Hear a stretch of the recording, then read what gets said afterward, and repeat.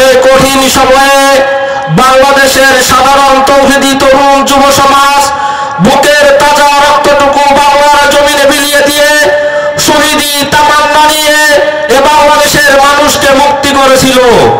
সম্মানিত উপস্থিতি, আমি বলেছি 2024 সালের জুলাই অভ্যুত্থানের সে সকল শহীদ ভাইদের কথা, যাদের তাজা রক্তের বিনিময়ে আজকে আমাদের এই সুন্দর বাংলাদেশ পেয়েছি। আল্লাহ রাব্বুল আলামিন সে সকল ভাইদেরকে যেন জান্নাতুল ফিরদাউস নসিব করেন।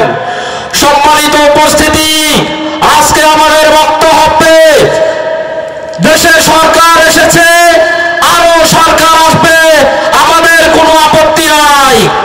2006 সালের 28 অক্টোবরে পল্টন ট্র্যাজেডিতে যে সকল ভাইদেরকে হত্যা করেছিল, সে সকল ভাইদের হত্যাকারীদের বিচার করতে হবে। 2009 সালে বিডিআর বিদ্রোহের মাধ্যমে যে সকল বিডিআর বিদ্রোহ হত্যা হয়েছিল, সে সকল ভাইদেরকে বিচার করতে হবে।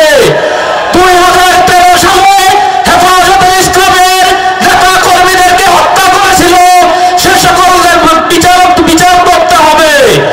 2024 সালে যে সকল ছাত্রদেরকে হত্যা করেছিল, সেই হত্যাকারীদের বিচার করতে হবে।